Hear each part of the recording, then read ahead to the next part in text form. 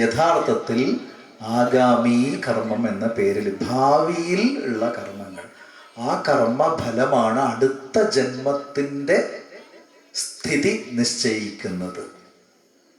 അപ്പം ഈ ജന്മത്തിൽ നല്ല നല്ല കർമ്മങ്ങൾ ചെയ്താൽ അതിനനുസൃതമായ ഒരു സ്ഥിതിയിലായിരിക്കും, സാഹചര്യത്തിലായിരിക്കും, ചുറ്റുപാടിലായിരിക്കും നമ്മൾ അടുത്ത ജന്മം കൈക്കൊള്ളുക. ഇതാണ് ഒരു വഴി. അപ്പം ഇങ്ങനെ 3 കാര്യങ്ങളാണ് ഞാൻ പറഞ്ഞിരിക്കുന്നത്. 3 കാര്യങ്ങൾക്കൊരു പ്രത്യേകതയുണ്ട്. ഈ 3 കർമ്മങ്ങളും സദാസമയവും നമ്മുടെ ജീവിതത്തിൽ ഇടപെട്ടുകൊണ്ടേയിരിക്കുന്ന കർമ്മങ്ങളാണ്. ഒന്ന് സഞ്ചിത കർമ്മം, മുൻജന്മത്തിൽ ചെയ്തവകൾ. പ്രാരബ്ധ കർമ്മങ്ങൾ, ഇപ്പോൾ നമ്മൾ അനുഭവിച്ചു കൊണ്ടിരിക്കുന്ന, അനുഭവിച്ച് തീർക്കേണ്ടുന്നതായ കർമ്മങ്ങൾ. ഇപ്പോൾ ഈ ജന്മത്തിൽ ചെയ്യുന്ന പുതിയ കർമ്മങ്ങൾ, അത് വരാനിരിക്കുന്ന കർമ്മത്തിലേക്കും വരും. അപ്പൊ ഈ കർമ്മങ്ങളാണ് ഞാൻ പറഞ്ഞു വരുന്നത്. നേരത്തെ പറഞ്ഞല്ലോ, ഈശ്വരൻ എന്താണ് ഇങ്ങനെ പക്ഷപാതപരമായി പെരുമാറുന്നത്. സത്യത്തിൽ ഈ കർമ്മങ്ങളാണ്, നാം ചെയ്യുന്ന കർമ്മങ്ങൾ തന്നെയാണ് നമ്മളുടെ വിധി നിശ്ചയിക്കുന്നത്. നമ്മൾ ഏത് യോനിയിൽ പിറക്കണം, നമ്മുടെ ഏത് ജീവിത സാഹചര്യത്തിൽ ജീവിക്കണം തുടങ്ങി സമസ്ത മേഖലകളും, ജീവിതത്തിൻ്റെ സമസ്ത നിമിഷങ്ങളും നാം നിശ്ചയിക്കുന്നത്, നിശ്ചയിക്കപ്പെട്ടിട്ടുള്ളത്, നിശ്ചയിക്കപ്പെടുന്നത് നമ്മുടെ തന്നെ കർമാടിസ്ഥാനത്തിലാണെന്ന ബോധ്യം, അറിവ് ആദ്യം പ്രത്യേകിച്ച് സനാതന ധർമ്മ വിശ്വാസികളായ നമ്മൾക്ക് ഉണ്ടായിരിക്കണം. ഇതാണ് തത്വമസി മഹാവാക്യത്തിലെ പോലെ ഉന്നതമായ ചിന്തയിലേക്ക് വരുന്നതിന് മുമ്പൊക്കെ ആദ്യം ഓർമ്മിപ്പിക്കാനുള്ളത്. നോക്കൂ, അയ്യപ്പൻ്റെ അഥവാ ശബരിമലയുടെ വ്രതാനുഷ്ഠാന പദ്ധതികൾക്ക് ഈ കർമ്മഫല സിദ്ധാന്തവുമായി, അഥവാ നമ്മുടെ കർമ്മത്തിൻ്റെ ശുദ്ധീകരണ പ്രക്രിയയുമായി, കർമ്മശുദ്ധിയുമായി ഒരുപാട് സാമ്യമുണ്ട്, ഒരുപാട് ബന്ധമുണ്ട്. നമ്മുടെ കർമ്മത്തെ ശുദ്ധീകരിക്കാനുള്ള മുഴുവൻ സാഹചര്യങ്ങളും അയ്യപ്പൻ്റെ ശബരിമലയുടെ വ്രതാനുഷ്ഠാന പദ്ധതികളിൽ നമുക്ക് കാണാം. 41 ദിവസം, ഒരു മണ്ഡലകാലം. ഒരു സാധാരണ ഹിന്ദുവിനെ, ഒരു സാധാരണ ഭക്തനെ ഒരു യഥാർത്ഥ ഭക്തനാക്കി മാറ്റാനുള്ള സഫിഷ്യൻ്റായ സമയം 41 ദിവസം എന്ന് പറയുമ്പോൾ അതൊരു ചില്ലറ സമയമല്ല. ഒരാഴ്ചയോ 2 ആഴ്ചയോ കഴിച്ചു കൂട്ടുന്നത് പോലെയല്ല. പൂർണ്ണമായും ആ വ്രതാനുഷ്ഠാന ജീവിതചര്യയുമായി ശരീരവും മനസ്സും പാകപ്പെടുവാനുള്ള എല്ലാ സാവകാശവും, എല്ലാ സാഹചര്യവും, അത് ഗൃഹാന്തരീക്ഷ സാഹചര്യമായാലും ശരി, സാമൂഹിക സാഹചര്യമായാലും ശരി, നമ്മുടെ വേഷവിധാനത്തിലുള്ള സാഹചര്യവുമായും ശരി, എല്ലാം ഒരുക്കി തരുന്ന ഒരേ ഒരു വ്രതാനുഷ്ഠാന പദ്ധതിയാണ് സത്യത്തിൽ ശബരിമലയുമായി ബന്ധപ്പെട്ട പദ്ധതി. അതുതന്നെയാണ് ശബരിമലയുടെ പ്രത്യേകതയും. മറ്റൊരു വ്രതാനുഷ്ഠാന പദ്ധതികൾക്കും ഇത്ര ദൈർഘ്യമുള്ള ഒരു പദ്ധതി, ഇത്ര ദൈർഘ്യത്തോടെ ഈ ആചാര പദ്ധതികളെ അനുശീലിക്കാനുള്ള അവസരം ഒരുങ്ങുന്നില്ല എന്നുള്ളതാണ് ശബരിമലയുടെ ഈ വ്രതാനുഷ്ഠാന പദ്ധതിയെ മറ്റ് വ്രതാനുഷ്ഠാന പദ്ധതികളിൽ നിന്നൊക്കെ വേർതിരിച്ചു നിൽക്കുന്നത്. ഒരു കൂട്ടായ്മയുടെ ഒരു ഊർജം പകരൽ അതിലുണ്ട്. നമ്മൾ സാധാരണ ജിമ്മിലൊക്കെ പോകാറുണ്ട്. എനിക്ക് അറിഞ്ഞൂടാ എത്ര പേര് ഇവിടെ ജിമ്മിൽ പോകുന്നവരുണ്ടെന്ന് അറിഞ്ഞൂടാ. ജിമ്മിൽ പോയാൽ ആർക്കെങ്കിലും വെറുതെ ഇരിക്കാൻ തോന്നുമോ? ഇല്ല. ആ മൂഡ് അങ്ങനെയാണ്. എല്ലാവരും ഓരോ എക്സസൈസ് ചെയ്യുന്നുണ്ടാവും. അവിടെ വെറുതെ ഇരിക്കുന്നവൻ മണ്ടനാവും. നമുക്ക് ചെയ്യാതിരിക്കാൻ പറ്റില്ലെന്നേ. അങ്ങനെയാണ് അതിൻ്റെ സാഹചര്യം വളരെ പ്രധാനപ്പെട്ടതാണ്. നമ്മൾ ഈ ഒരു അമ്പലം ബസ് സ്റ്റാൻഡിന്റെ നടുക്ക് ആണെന്ന് വിചാരിക്കും, എന്തായിരിക്കും അവസ്ഥ? കുളത്തൂർ മഹാവിഷ്ണു ക്ഷേത്രം ബസ് സ്റ്റാൻഡിന്റെ നടുക്കൊക്കെ ആയാൽ എന്തായിരിക്കും അവസ്ഥ? ഇല്ല, സാഹചര്യം വളരെ പ്രധാനപ്പെട്ടതാണ്. അതിൻ്റെ പവിത്രമായൊരു അന്തരീക്ഷം വേണം. നമ്മുടെ ഭക്തി ഉണരണമെങ്കിൽ, അത് വേര് പിടിക്കണമെങ്കിൽ അതിൻ്റെതായൊരു സാഹചര്യം ആവശ്യമുണ്ട്. അതുകൊണ്ട് ഞാൻ പറഞ്ഞു വരുന്നത്, ശബരിമലയുടെ ആചാര പദ്ധതികളെ നോക്കൂ. ഈ ഒരു സീസണലാണ്. എല്ലാവരും ഒരേ സ്വാമിമാർ, എല്ലാവരും ഒരേ വേഷവിധാനങ്ങൾ, എവിടെയും സ്വാമി മന്ത്രം. കുറച്ചു നേരത്തെ മുമ്പേ ഇവിടെ അയ്യപ്പ ഭജന കണ്ടു, സ്വാമി മന്ത്രം ഉയർന്നു. നോക്കൂ, അതാണ് അതിൻ്റെ സാഹചര്യം. അപ്പൊ ആചാര പദ്ധതികൾക്ക് വഴിതെറ്റാതെ ആചാരങ്ങളെ ശീലിക്കാൻ സഹജമായി തന്നെ ഈ വ്രതാനുഷ്ഠാന പദ്ധതിക്ക് സാധിക്കുന്നുണ്ട്. കൃത്രിമമായി നമ്മൾ ഉണ്ടാക്കേണ്ട ആവശ്യമില്ല. അപ്പൊ അത് വളരെ പ്രധാനപ്പെട്ടതാണ്. അയ്യപ്പ വ്രതാനുഷ്ഠാന പദ്ധതിയുമായി ചിന്തിച്ചു നോക്കൂ, ആ പടി സങ്കല്പം തന്നെ നോക്കൂ. 18 പടികൾ കടന്നാണ് നമ്മൾ അയ്യപ്പ സന്നിധാനത്തിലേക്ക് എത്തുന്നത്. അവിടെ നമ്മളെ വരവേൽക്കുന്നത് തത്വമസിയാണ്. തത്വമസി എന്ന ബോർഡാണ്. അത് യഥാർത്ഥത്തിൽ അതൊരു ബോർഡല്ല, ഒരു താത്വിക തലമാണ്. ഒരു ഭക്തന്റെ ആത്മീയമായ യാത്രയുടെ പ്രതീകാത്മകമായ അവതരണമാണ് അവിടെ നടത്തിയിട്ടുള്ളത്. ആ പടികളുടെ പ്രാധാന്യത്തെ കുറിച്ച് ചിന്തിക്കുമ്പോൾ തന്നെ നമുക്കത് മനസ്സിലാവും. ആദ്യത്തെ 5 പടികൾ, ഇവിടുന്ന് താഴെ നിന്ന് മുകളിലേക്ക് കയറുമ്പോൾ ആദ്യത്തെ 5 പടികൾ പഞ്ചജ്ഞാനേന്ദ്രിയങ്ങളായിട്ടാണ് സങ്കല്പിച്ചിരിക്കുന്നത്. ശ്രോത്ര ചക്ഷുർ ജിഹ്വാ ഘ്രാണ ത്വഗാഖ്യാനി പഞ്ചജ്ഞാനേന്ദ്രിയാണി. പഞ്ചജ്ഞാനേന്ദ്രിയങ്ങൾ എന്ന് പറഞ്ഞാൽ എന്താണ്? കണ്ണ്, മൂക്ക്, നാക്ക്, ചെവി, ത്വക്ക്. പച്ച മലയാളം പറഞ്ഞാൽ ഇവകളൊക്കെയാണ്. ഈ പഞ്ചജ്ഞാനേന്ദ്രിയങ്ങളായിട്ടാണ് ആദ്യത്തെ 5 പടി സങ്കല്പിച്ചിരിക്കുന്നത്. ആ പടി കയറണം എന്നാണ് പറയുന്നത്. പടി കയറുക എന്ന് പറഞ്ഞു കഴിഞ്ഞാൽ സ്റ്റെപ്പ് കയറലല്ല, മറിച്ച് ഒന്നിനെ ചവിട്ടി കീഴ്പ്പെടുത്തി അടുത്ത ഘട്ടത്തിലേക്ക് കടക്കുക എന്നാണ് അർത്ഥം. നമ്മൾ അതിനെ വശത്താക്കുക എന്നാണ് അർത്ഥം. ആ പടി ചവിട്ടുക എന്ന് പറഞ്ഞാൽ അവനെ ചവിട്ടി നമ്മുടെ അധീനതയിലാക്കി നാം വിജയിച്ച് അടുത്ത പടിയിലേക്ക് കയറുന്നു. അതിനെയും വിജയിച്ച് അടുത്ത പടിയിലേക്ക് കയറുന്നു. ഒരു വിജയത്തിന്റെ ഒരു യാത്രയാണ് പടി ചവിട്ടുന്നതിലൂടെ സംഭവിക്കേണ്ടത്. അങ്ങനെ സംഭവിക്കാനാണ് നമ്മുടെ ആചാര്യ തലമുറ സങ്കല്പിച്ചിരിക്കുന്നത്. അതുകൊണ്ടാണ് ആ പടികൾക്ക് ചില സങ്കല്പങ്ങൾ പ്രതീകമായി അവതരിപ്പിച്ചിരിക്കുന്നത്. പഞ്ചജ്ഞാനേന്ദ്രിയത്തിന്റെ പ്രാധാന്യം എന്താണ്? ഈ കണ്ണിന്റെയും മൂക്കിന്റെയും നാക്കിന്റെയൊക്കെ പ്രാധാന്യം എന്താണ് സത്യത്തിൽ? നമ്മൾ ഈ ലോകത്തോട് സംവദിക്കുന്നത്, ഈ ലോകത്തിലുള്ള മുഴുവൻ അറിവുകളും നമ്മൾക്ക് നേടിത്തരുന്ന വാതിലുകളാണ് ഈ 5 ജ്ഞാനേന്ദ്രിയങ്ങൾ. അത് ഞാൻ വേറെ രീതിയിൽ പറഞ്ഞാൽ നിങ്ങൾക്ക് ബോധ്യപ്പെടും. നിങ്ങളൊരു ഒഴിഞ്ഞ വീടിൻ്റെ ഉള്ളിൽ എല്ലാ വാതിലുകളും ജനലുകളും അടച്ച് അതിൻ്റെ ഉള്ളിൽ കുത്തിരിക്കുന്നു എന്ന് സങ്കല്പിക്കുക. മൊത്തം ഇരുട്ടായിരിക്കും മിക്കവാറും. എല്ലാം അടച്ചു, ഒരു വെളിച്ചം കയറാനുള്ള ഒരു വഴി പോലും ഇല്ല. നമ്മളെ ഗ്ലാസിന്റെ ജനലൊന്നും സങ്കല്പിക്കരുത്, മുഴുവനും അടച്ചിട്ടുന്നതായിരിക്കും. നമുക്ക് അതിൻ്റെ ഉള്ളിലേക്ക് എങ്ങനെയാണ് വെളിച്ചം കയറുക? ഓരോ ജാലകങ്ങളോ ജനലുകളോ തുറന്നാലാണ് ആ വീടിൻ്റെ ഉള്ളിലേക്ക് വെളിച്ചം കയറുക. വാതിലുകൾ തുറക്കുമ്പോൾ, ജനലുകൾ തുറക്കുമ്പോഴൊക്കെ അതിലൂടെയാണ് വെളിച്ചം ഉള്ളിലേക്ക് കയറുന്നത്.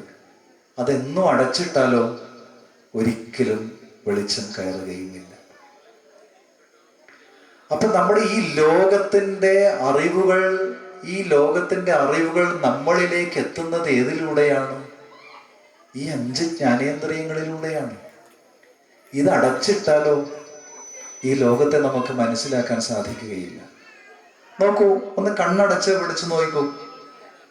നമുക്ക് ഈ മുന്നിലുള്ള വസ്തുക്കളെ കാണാൻ പറ്റുമോ? നിങ്ങൾ കണ്ണടച്ച് കണ്ണ് കെട്ടിവിടുന്നു. നിങ്ങളുടെ ഈ ലോകവുമായുള്ള ബന്ധം ഒരു തരത്തിൽ നഷ്ടപ്പെടുകയാണ് ചെയ്യുന്നത്. നിങ്ങൾക്ക് മുന്നിലുള്ള ഒന്നിനെയും കാണാൻ പറ്റില്ല, കണ്ണുണ്ടെങ്കിൽ പോലും.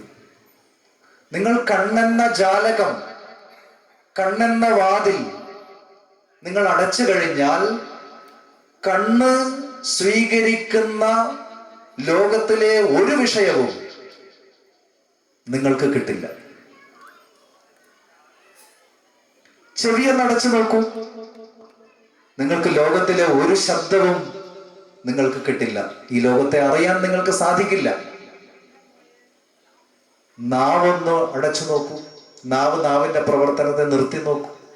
നിങ്ങൾക്ക് ഈ ലോകത്തെ ഒരു രുചിയും അറിയുവാൻ സാധ്യമല്ല. നോക്കൂ, അതാണ് ഞാൻ പറഞ്ഞത്. ഈ ലോകത്തെ നിങ്ങൾക്ക് പരിചയപ്പെടുത്തുന്നത് ആരാണ്? ഈ 5 ജ്ഞാനേന്ദ്രിയങ്ങളാണ്. ഈ 5 ജ്ഞാനേന്ദ്രിയങ്ങൾ പണിമുടക്കുന്ന ഒരു അവസ്ഥയെ കുറിച്ച് നിങ്ങൾ ആലോചിച്ച് നോക്കൂ. നിങ്ങൾ ഈ ലോകത്ത് ആരുമല്ല. നിങ്ങൾക്ക് ഈ ലോകത്തെ അറിയാൻ സാധിക്കില്ല. ഈ ലോകം എന്താണെന്നോ ഈ ലോകത്തിന്റെ സ്വഭാവം എന്താണെന്നോ ഒന്നും അറിയാത്തവരായി നിങ്ങൾ മാറും. നോക്കൂ, ഇത്രമേൽ പ്രാധാന്യമുള്ള 5 ജ്ഞാനേന്ദ്രിയങ്ങളെ കുറിച്ച് നമ്മൾ എന്തെങ്കിലും ചിന്തിച്ചിട്ടുണ്ടോ? ഏതെങ്കിലും ഒരു ഘട്ടത്തിൽ നമ്മൾ അതിനെക്കുറിച്ച് ആലോചിച്ചിട്ടുണ്ടോ? അപ്പൊ ഇതൊക്കെയാണ് നമ്മുടെ ഏറ്റവും അടുത്തുള്ള നിത്യേന നിയമേന നമ്മൾ അനുഭവിച്ചു കൊണ്ടിരിക്കുന്ന ഇന്ദ്രിയാനുഭവത്തെ കുറിച്ചാണ് ഞാൻ ഈ സംസാരിക്കുന്നത്. അപ്പൊ നമ്മൾ മനസ്സിലാക്കേണ്ടുന്ന കാര്യം, ശബരിമലയിൽ നമ്മൾക്ക് ഏറ്റവും അടുത്തറിയുന്ന ഈ 5 ജ്ഞാനേന്ദ്രിയങ്ങളെ ആദ്യ 5 പടികളുടെ പ്രതീകമായി വെക്കുമ്പോൾ എന്തായിരിക്കാം സത്യത്തിൽ ആചാര്യന്മാരവിടെ ഉദ്ദേശിച്ചിരിക്കുന്നത്? എന്തായിരിക്കാം ആചാര്യന്മാർ നമ്മളോട് പറയാൻ ഉദ്ദേശിച്ചത്, പറഞ്ഞു തരുന്നത്? ഇതാണ് നമ്മളവിടെ ആലോചിക്കേണ്ടുന്ന വിഷയം. നോക്കൂ, ഇന്ദ്രിയങ്ങൾക്കൊരു പ്രശ്നമുണ്ട്. ആചാര്യന്മാർ പറയാൻ ഉദ്ദേശിച്ച വിഷയം ഇന്ദ്രിയങ്ങളെ കുറിച്ചല്ല. യഥാർത്ഥത്തിൽ ഇന്ദ്രിയങ്ങളെ ചവിട്ടി നമ്മുടെ കീഴ്പ്പെടുത്തുക, അതാണ് ചവിട്ടി കയറുക എന്നുള്ളതിന്റെ അർത്ഥം. മലയെ കീഴ്പ്പെടുത്തലാണ് മല ചവിട്ടുക എന്നുള്ളതിന്റെ അനുഭവതലം. ആ മല കീഴടക്കി ഞാൻ മലയുടെ മുകളിൽ നിന്നൊരു താഴേക്കൊരു നോട്ടമുണ്ട്. അപ്പൊ കീഴ്പ്പെടുത്തലാണ് നമ്മുടെ അനുഭവതലം. ചവിട്ടുക എന്നുള്ള വാക്കിൽ നിന്ന് അതാണ് നമ്മൾ അർത്ഥമാക്കേണ്ടത്. അപ്പൊ ഓരോ ഇന്ദ്രിയങ്ങളെയും കീഴ്പ്പെടുത്തുന്നു. എന്തിനാണ് നമ്മൾ കീഴ്പ്പെടുത്തുന്നത്? അപ്പൊ കീഴ്പ്പെടാത്ത ഒരു വസ്തുവാണ് ഇന്ദ്രിയങ്ങൾ. ഇതാണ് ആചാര്യൻ നമ്മളോട് പറയാൻ ഉദ്ദേശിക്കുന്ന കാര്യം. വാസ്തവത്തിൽ ഇന്ദ്രിയങ്ങൾ ഒരിക്കലും കീഴ്പ്പെടുകയില്ല, അല്ലേ? നമ്മുടെ അനുഭവം അത് ഇപ്പോ എങ്ങനെയാണെന്ന് അറിഞ്ഞൂടാ കേട്ടോ. നമ്മൾ സാധാരണ വീട്ടിൽ രാമനാമം ജപിക്കുന്ന രാമ രാമ രാമ രാമ രാമ രാമ രാമ. അയ്യോ, അടുപ്പത്ത് അരി ഉണ്ടല്ലോ മോളെ, അടുപ്പത്ത് അരി. നോക്കൂ, നമ്മള് ഇന്ദ്രിയങ്ങൾ അങ്ങനെ പോവും. എന്തൊക്കെ ഇതൊന്നും നമ്മുടെ നിയന്ത്രണത്തിലല്ലെന്നേ. സകല ഇന്ദ്രിയങ്ങളും അങ്ങനെ തന്നെ. ഒന്നും നമ്മളുടെ നിയന്ത്രണത്തിലല്ല സത്യത്തിൽ. ഇന്ദ്രിയങ്ങൾക്ക് ഇങ്ങനെ ഒരു സ്വഭാവമുണ്ട്. അതിങ്ങനെ അങ്ങ് പോയേക്കും. അപ്പൊ അതിനെ ഒന്ന് പിടിച്ചു നിർത്തേണ്ടതുണ്ട്. പിടിച്ചു നിർത്താതെ, കൺട്രോൾ ചെയ്യാതെ ഇന്ദ്രിയങ്ങളെ യഥാവിധം മുന്നോട്ട് കൊണ്ടുപോകാൻ സാധ്യമല്ല. അപ്പൊ ഒരു കൺട്രോളറുടെ, നിയന്ത്രിക്കുന്നവന്റെ റോളാണ് സത്യത്തിൽ നമ്മൾ നിർവഹിക്കുന്നത്.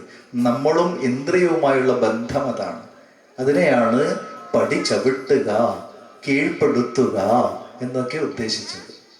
ഇന്ദ്രിയങ്ങൾ ഇങ്ങനെ പോകും, കുതിരകളെ പോലെയാണ്. നമ്മുടെ ഭാരതീയ ശാസ്ത്രമനുസരിച്ച് ഇന്ദ്രിയങ്ങളെ കുതിരകളോടാണ് ഉപമിച്ചിരിക്കുന്നത്. അതിന് കുതിച്ചു പായു. ഇതിനൊരു കടിഞ്ഞാൺ ആവശ്യമുണ്ട്. ആ കടിഞ്ഞാണ് പരിശീലിപ്പിക്കുന്ന പദ്ധതിയാവുന്നു സത്യത്തിൽ ശബരിമലയുടെ വ്രതാനുഷ്ഠാന പദ്ധതി. അവിടെയാണ് ആ ബന്ധം വരുന്നത്. 41 ദിവസത്തെ വ്രതാനുഷ്ഠാന കാലത്തിന്റെ ഫലം, നിയന്ത്രണം അവിടെയാണ് സാർത്ഥകമാകുന്നത്. അപ്പൊ ഇപ്പോൾ ഞാൻ പറഞ്ഞത് മനസ്സിലായി കാണുമെന്ന് വിചാരിക്കുന്നു. ആദ്യത്തെ 5 പടികളെ ഇന്ദ്രിയങ്ങളുടെ പ്രതീകങ്ങളാക്കി വെച്ചത് ആചാര്യൻ അതിലൂടെ നമ്മളോട് പറഞ്ഞു തരുന്നത്, നിങ്ങൾ നിങ്ങളുടെ ഇന്ദ്രിയങ്ങളെ നിയന്ത്രിക്കുവാൻ ശീലിക്കണം, അല്ലെങ്കിൽ അത് ദോഷമായി വരും. ഇതാണ് സത്യത്തിൽ നമ്മൾ നമ്മുടെ ആചാര പദ്ധതികളിലൂടെ പരിശീലിക്കേണ്ടത്. ഇതാണ് ആദ്യ പടിയുടെ സങ്കല്പം, ആദ്യ 5 പടിയുടെ സങ്കല്പം. ഇനി രണ്ടാമത്തെ പടിയിലേക്ക് നോക്കൂ. ഇന്ദ്രിയങ്ങളൊക്കെ കീഴടക്കി. ഇനി രണ്ടാം ഘട്ടം എന്തായി? രണ്ടാം ഘട്ടത്തിലെ 8 പടികൾ. രണ്ടാം ഘട്ടത്തിൽ 8 പടികളുടെ ഗ്രൂപ്പാണ് സെലക്ട് ചെയ്തിരിക്കുന്നത്. 8 പടികളെ അഷ്ടരാഗങ്ങളായിട്ടാണ് സങ്കല്പിച്ചിരിക്കുന്നത്. എന്താണ് അഷ്ടരാഗങ്ങൾ? രാഗം എന്ന് പറഞ്ഞു കഴിഞ്ഞാൽ എളുപ്പത്തിൽ മനസ്സിലാവാൻ അട്രാക്ഷൻസ്, ആകർഷണങ്ങൾ. അതാണ് സാമാന്യമായി മനസ്സിലാക്കാൻ ഒറ്റപ്പദം. അപ്പൊ 8 അട്രാക്ഷൻസ് നമ്മളിലുണ്ട്. ഇത് സത്യത്തിൽ നമ്മളുടെ ആർഷ പരമ്പര ഈ 8 രാഗങ്ങളെ കണ്ടത് നമ്മുടെ ഉള്ളിലെ ശത്രുക്കളായിട്ടാണ്. നമ്മുടെ ഉള്ളിൽ തന്നെയുള്ള, നമ്മൾക്കെതിരെ നീങ്ങിക്കൊണ്ടിരിക്കുന്ന, നമ്മൾക്കെതിരെ സദാ നമ്മളെ നശിപ്പിക്കുവാൻ എല്ലായ്പ്പോഴും പ്രവർത്തിപ്പിച്ചുകൊണ്ടിരിക്കുന്ന ശത്രുസ്ഥാനത്താണ് 8 രാഗങ്ങളെ നിശ്ചയിച്ചിരിക്കുന്നത്. അപ്പൊ ചോദ്യം, ഏതാണ് ആ 8 രാഗങ്ങൾ? ഒന്നാമത്തെ അഷ്ടരാഗങ്ങളിൽ ഒന്നാമത്തേത് കാമമാണ്. കാമം നമുക്കൊക്കെ അറിയാം. കാമം എന്ന് പറഞ്ഞു കഴിഞ്ഞാൽ അത്യാഗ്രഹം എന്നാണ് അർത്ഥം. എന്താണ് അത്യാഗ്രഹം? ഈ അത്യാഗ്രഹത്തിന്റെ ഒരു പ്രശ്നമുണ്ട്. എന്താണ് അത്യാഗ്രഹത്തിന്റെ? കടലിൽ വെള്ളം കോരി ഒഴിക്കുന്നത് പോലെയാണ്. എത്ര ഒഴിച്ചാലും കടൽ നിറയില്ല. അതുപോലെ ഒരു അവസ്ഥയാണ് കാമത്തിനുള്ളത്. അപ്പൊ എപ്പോഴും നമ്മൾ ഒരു ആഗ്രഹം സഫലമായി, അടുത്ത ആഗ്രഹം തീരുമ്പോഴത്തേക്ക് അടുത്ത ആഗ്രഹം, അങ്ങനെ ആഗ്രഹങ്ങൾക്ക് പരിധിയില്ലാത്ത ആഗ്രഹ പരമ്പരയാണ് നമ്മൾ അത്യാഗ്രഹം എന്ന് പറയുന്നത്. ഇത് ദോഷമാണെന്ന് പറയാൻ കാരണം, നിലവിലുള്ളതിനെ ആസ്വദിക്കാൻ പറ്റാത്ത ഒരവസ്ഥ നമ്മളിൽ വന്നു ചേരും. ഒരു തൃപ്തിയില്ലാത്തൊരവസ്ഥ. അത് നമ്മളെ എന്നും ദുഃഖിപ്പിച്ചുകൊണ്ടേയിരിക്കും. ആ ദുഃഖം നമ്മളെ നശിപ്പിക്കും. അതുകൊണ്ടാണ് കാമത്തെ കീഴ്പ്പെടുത്തണം, കാമത്തെ സ്വന്തം അധീനതയിലാക്കണം, വശത്തിലാക്കണം, കാമത്തെ നിയന്ത്രിക്കണം. മീൻസ് അത്യാഗ്രഹത്തെ നിയന്ത്രിക്കണം. ഈ അത്യാഗ്രഹത്തെ കുറിച്ച് പറയുമ്പോൾ ഒരു കഥ ഓർമ്മ വരുന്നുണ്ട്. അറിഞ്ഞൂടാ, സമയം ഉണ്ടോയെന്ന് അറിഞ്ഞൂടാ, എങ്കിലും ചുരുക്കി പറയാം. പഞ്ചതന്ത്രം എന്ന വളരെ പ്രസിദ്ധമായൊരു കഥയുണ്ട്, കേട്ടിട്ടുണ്ടാവും. കാക്കയുടെയും കുറുക്കൻ്റെയൊക്കെ കഥകളിലൂടെയൊക്കെ നമ്മൾ ചില കഥകൾ പരിചയപ്പെട്ടിട്ടുണ്ടാവും. ഇപ്പം നമ്മൾ ഈ ഇന്ന് കാണുന്ന കൊച്ചു കൊച്ചു കഥകളെല്ലാം യഥാർത്ഥത്തിൽ പഞ്ചതന്ത്രത്തിൽ വരുന്ന കഥകളാണ്. അതിൽ വരുന്ന ഒരു കഥയാണ് അത്യാഗ്രഹിയായ കുറച്ച് ആൾക്കാരുടെ കഥ. അതിലോഭോ ന കർത്തവ്യ ലോഭ കർത്തവ്യ അതിലോഭ ന കർത്തവ്യ. ലോഭം ആവശ്യമുണ്ട്. ലോഭം എന്ന വാക്ക് അവിടെ കാമം എന്ന അർത്ഥത്തിലാണ് ഉപയോഗിച്ചിരിക്കുന്നത്. ആഗ്രഹം ആവശ്യമുണ്ട്, പക്ഷേ അത്യാഗ്രഹം അരുത്. കാരണം ഒരു ചക്രമുണ്ട്. അത്യാഗ്രഹിയായ ആളുടെ മസ്തകത്തിൽ അധിലോഭാഭിമൂഢസ്യ മസ്തകേ ചക്രം ഭ്രമതി. ഒരു കുബേരൻ നിർമ്മിച്ച ഒരു ചക്രം കറങ്ങിക്കൊണ്ടിരിക്കും. ഇങ്ങനെയൊരു ശ്ലോകത്തിന്റെ ആമുഖത്തോടു കൂടി ഒരു കഥയുണ്ട് പഞ്ചതന്ത്രത്തിൽ. ഞാനത് ആ ടെക്സ്റ്റ് തന്നെ പറയാൻ കാരണം, നിങ്ങളിൽ ആരെങ്കിലും ഈ കേട്ടു പോവാതെ ആ ടെക്സ്റ്റ് കാണാൻ സാധിക്കുമെങ്കിൽ അത് വായിക്കണം എന്നുള്ള ബോധപൂർവമായ ഉദ്ദേശത്തോടു കൂടി തന്നെയാണ് അങ്ങനെ പറഞ്ഞത്. അപ്പോ ഒരു നാല് വിദ്യാർത്ഥികളുണ്ടായിരുന്നു. അവരുടെ ആഗ്രഹം പെട്ടെന്ന് സമ്പന്നരാകണം. 4 യുവാക്കൾ എത്രയും പെട്ടെന്ന് എനിക്ക് പണക്കാരനാവണം. ഇന്നും നമ്മുടെ ആഗ്രഹം അത് തന്നെയാണ്. ആ എത്രയോ വർഷങ്ങൾക്ക് മുമ്പ് എഴുതിയ കഥയിൽ അതേ സാഹചര്യം തന്നെയാണ് ഇന്നും കാണുന്നത്. പെട്ടെന്ന് സമ്പന്നരാകണം. ലോട്ടറിയൊക്കെ അതാണല്ലോ, ലോട്ടറി എടുക്കുന്നതിൻ്റെ താല്പര്യങ്ങളൊക്കെ അതാണ്. അപ്പൊ അങ്ങനെ അവരെന്ത് ചെയ്തു? വിദേശത്തേക്ക് പോയി. ഈ സ്ഥലത്ത് നിന്നാൽ ഒന്നും ഗുണമില്ല എന്ന് അറിഞ്ഞുകൊണ്ട്, അതും ഇന്നത്തെ അവസ്ഥ തന്നെയാണെന്ന് തോന്നുന്നു, അവരന്ന് വിദേശത്തിലേക്ക് പോയി. അങ്ങനെ ഒരു മഹാസിദ്ധനെ അവർ കണ്ടുമുട്ടി.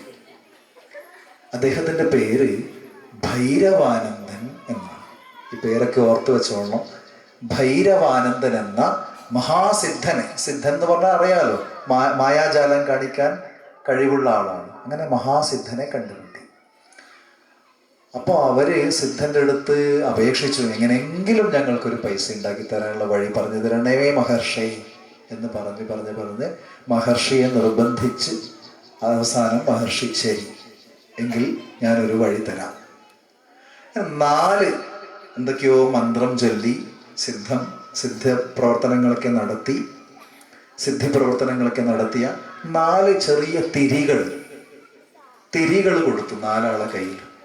എന്നിട്ട് പറഞ്ഞു, ഗച്ഛത ഹിമാലയ ദിശി, ഹിമാലയത്തിലേക്ക് പോകും, ഹിമാലയ പ്രദേശത്തേക്ക് ലക്ഷ്യമാക്കി പോയിക്കോളും. അങ്ങനെ അവര് ഹിമാലയ ദേശത്തേക്ക് പോയി. ഒരു കണ്ടീഷനും കൂടി പറഞ്ഞു, ഈ കയ്യിൽ ഈ തിരി വെച്ചിട്ട് വേണം നിങ്ങൾ യാത്ര ചെയ്യുക. അപ്പൊ യാത്ര ചെയ്യുന്ന സമയത്ത് ഈ തിരി താനേ താഴെ വീഴും, നിങ്ങൾ വീഴ്ത്തരുത്, താനേ അത് താഴെ വീഴും. ആ താഴെ വീണ സ്ഥലത്ത് ആരെ കയ്യിൽ നിന്നാണോ താഴെ വീണിരിക്കുന്നത്, ആ താഴെ വീണ സ്ഥലത്ത് അയാൾക്ക് കിളച്ചെടുക്കാം ധാരാളം ധനം സമ്പത്ത് ഉണ്ടാവും എന്ന് പറഞ്ഞു. മോശമില്ല, നല്ല സ്കീമാണ്. അങ്ങനെ അവരെല്ലാവരും കൂടി, ആ യുവാക്കള് ഹിമാലയം ലക്ഷ്യമാക്കി മുന്നോട്ട് പോയി. അങ്ങനെ മുന്നോട്ട് പോകുമ്പോൾ ആദ്യത്തെ ആ യുവാവിൻ്റെ കയ്യിൽ നിന്ന് ഒരു തിരി താഴേക്ക് വീണു. അങ്ങനെ അദ്ദേഹം അവിടെ കിളക്കാൻ തുടങ്ങി. ബാക്കിയുള്ളവർ നോക്കി നിന്നു. അങ്ങനെ കിളച്ച് കിടക്കുമ്പോൾ ഒരുപാട് ചെമ്പ്, അങ്ങനെ ഇദ്ദേഹം ഒരുപാട് ചെമ്പുകൾ കളക്ട് ചെയ്തു. എന്നിട്ട് പറഞ്ഞു, ഓ, എന്നെ സംബന്ധിച്ച് ഇത് മതി, ധാരാളം, എനിക്കിത് മതി, ഞാൻ ഇനി മുന്നോട്ട് യാത്രയ്ക്കില്ല, ഇത് തന്നെ ധാരാളമായി, ഞാൻ വീട്ടിലേക്ക് പോവാന്ന് പറഞ്ഞു. അങ്ങനെ അദ്ദേഹം വീട്ടിലേക്ക് പോയി. ബാക്കി 3 ആള് യാത്ര തുടർന്നു. അങ്ങനെ കുറെ കൂടി മുന്നോട്ട് പോയപ്പോ രണ്ടാമത്തെ ആളുടെ കയ്യിൽ നിന്നും വീണ്ടും ആ തിരി വീണു. ആ രണ്ടാമത്തെ ആൾ അവിടെ കിളക്കാൻ തുടങ്ങി. അങ്ങനെ കിളച്ച് നോക്കുമ്പോ നല്ല വെള്ളി, രൂപ്യമയീ ഭൂമി എന്നാണ് ആ പദം. വെള്ളി, ഒരുപാട് വെള്ളികൾ കണ്ടു. അങ്ങനെ ആ വെള്ളികൾ ധാരാളം ഇയാൾ എടുത്തു. ഇത് മതി, എൻ്റെ ജീവിതകാലം മുഴുവനും ഇതുകൊണ്ട് ജീവിക്കാനുള്ള വെള്ളികളുണ്ട്, അതുകൊണ്ട് ഞാൻ ഇനി മുന്നോട്ടില്ല, ഞാൻ തിരിച്ചു പോവാന്ന് പറഞ്ഞു. അങ്ങനെ അദ്ദേഹം തിരിച്ച് പോയി. മറ്റു 2 പേർ വീണ്ടും യാത്ര തുടർന്നു. അങ്ങനെ മുന്നോട്ട് പോയപ്പോൾ മൂന്നാമത്തെ ആളിൻ്റെ കയ്യിൽ നിന്നും തിരി വീണു. അപ്പോൾ അയാളും കുഴിക്കാൻ തുടങ്ങി. അങ്ങനെ കുഴിച്ചപ്പോൾ അതാ സ്വർണം. നോക്കൂ, ആ ഗ്രാഫ് നോക്കൂ. ആദ്യം ചെമ്പ്, പിന്നെ വെള്ളി, ഇപ്പം സ്വർണം. സ്വർണം കിട്ടിയ ആള് പറഞ്ഞു, ആഹാ സ്വർണമാണല്ലോ. അങ്ങനെ അദ്ദേഹം ഒരുപാട് എടുത്തു. മതി, ഞാൻ ഇനി മുന്നോട്ടില്ല, എൻ്റെ ജീവിതത്തിൽ ജീവിക്കാനുള്ള കാര്യങ്ങളൊക്കെ ഇതുകൊണ്ട് കിട്ടും. അപ്പോൾ നാലാമത്തെ ആള് പറഞ്ഞു, മൂന്നാമത്തെ ആള് നാലാമത്തേവനോട് പറഞ്ഞു, നീയും പോണ്ട, നമുക്ക് സ്വർണം ഉണ്ടല്ലോ, നമുക്ക് പങ്കുവെച്ചെടുക്കാം, നമുക്ക് പോവാം, ധാരാളം ഉണ്ട് ഇത്. അപ്പൊ അയാള് പറഞ്ഞു, എടാ മണ്ട, ഒന്നാമത് കിട്ടിയിരിക്കുന്നത് ചെമ്പാണ്, രണ്ടാമത് കിട്ടിയിരിക്കുന്നത് വെള്ളിയാണ്, മൂന്നാമത് കിട്ടിയിരിക്കുന്നത് സ്വർണമാണ്. അടുത്ത കിട്ടുന്നത് എന്തായിരിക്കും? തീർച്ചയായും രത്നമായിരിക്കും. രത്നമാണെങ്കിൽ നമുക്ക് പോക്കറ്റിലിട്ട് കൊണ്ടുപോവാം, നീ ഇതൊക്കെ ഉപേക്ഷിച്ച് എൻ്റെ കൂടെ വരൂ. അപ്പൊ മൂന്നാമത്തെ ആള് പറഞ്ഞു, അത് വേണ്ട, എനിക്ക് കിട്ടിയ സ്വർണം ഞാനതിൽ തൃപ്തനാണ്, അത് മതി. ഒരു കാര്യം ഞാൻ വേണമെങ്കിൽ നിന്നെ സഹായിക്കാം, നീ പോയി വരുന്നത് വരെ ഞാനിവിടെ വെയിറ്റ് ചെയ്യാം. അങ്ങനെ ആ ധാരണപ്പുറത്ത് നാലാമത്തെ ആൾ മുന്നോട്ട് പോയി. അങ്ങനെ മുന്നോട്ട് പോയി. ഏറെ ദൂരം നടന്നു, ഒരു രത്നവും കിട്ടിയില്ല. പിന്നെയും അദ്ദേഹം നടന്നു. ഒരുപാട് ദൂരം നടന്നപ്പോൾ അദ്ദേഹത്തിന് ദാഹിക്കാൻ തുടങ്ങി, തലകറങ്ങാൻ തുടങ്ങി, അങ്ങനെ ഒരുപാട് ശാരീരികമായ അസ്വാസ്ഥ്യങ്ങൾ വരാൻ തുടങ്ങി. വീണ്ടും രത്നമാണല്ലോ എന്ന് ഓർത്തപ്പോൾ വീണ്ടും മുന്നോട്ട് പോയി. അങ്ങനെ മുന്നോട്ട് ഒരുപാട് പോയപ്പോൾ ദൂരെ ഒരു സ്ഥലത്ത് നിന്ന് ഒരു കരച്ചിൽ കേട്ടു. വല്ലാത്തൊരു കരച്ചിൽ, മുക്കലും മൂളലും ഒക്കെ നിറഞ്ഞ അസഹനീയമായ ഒരു കരച്ചിൽ കേട്ടു. ഒരാളെയെങ്കിലും കണ്ടല്ലോ, കരച്ചിലാണെങ്കിൽ കരച്ചിൽ. ഏകാന്തമായ വഴികളിലൂടെ എത്ര അലഞ്ഞു, എന്തായാലും ഒരാളെ. അപ്പോൾ ഓടിപ്പോയി കരച്ചിൽ കേട്ട സ്ഥലത്തേക്ക്. അപ്പോൾ പോയി നോക്കിയപ്പോൾ അയാൾ കിടന്ന് കരയുകയാണ്. അയാളുടെ തലയിൽ ഒരു മുൾചക്രം ഇങ്ങനെ കറങ്ങിക്കൊണ്ടേയിരിക്കും. വേദന കൊണ്ട് അദ്ദേഹം ഇങ്ങനെ ഈ മുള്ളിന്റെ ചക്രം കറങ്ങുന്ന വേദനയിൽ അയാൾ ഇങ്ങനെ കരഞ്ഞുകൊണ്ടേയിരിക്കുകയാണ്. അപ്പോൾ ചോദിച്ചു, അല്ല എന്താ ഇത്?